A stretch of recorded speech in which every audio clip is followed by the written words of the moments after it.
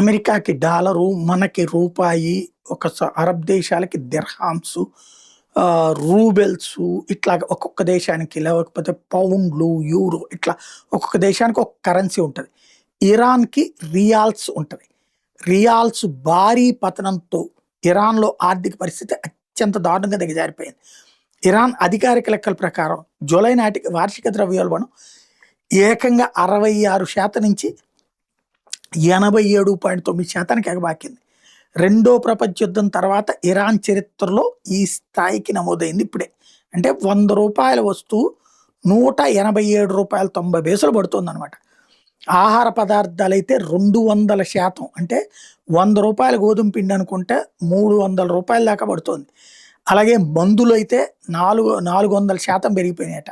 నిత్యావసర వస్తువుల ధరలు ఆకాశాన్ని అంటుతున్నాయి. మాంసం, చికెన్ లాంటి 178.2% పెరిగినాయి. పాలు, జున్ను, గుడ్లు 151.9% పెరిగినాయి. రొట్టె, ధాన్యాలు 138.8% పెరిగినాయి. తీవ్ర ఆర్థిక సంక్షోభం కారణంగా విద్యార్థులు, నర్సులు, నిపుణుల ఇప్పటికే ఇతర దేశాలకు వలస వెళ్ళిపోతున్నారు అక్కడ.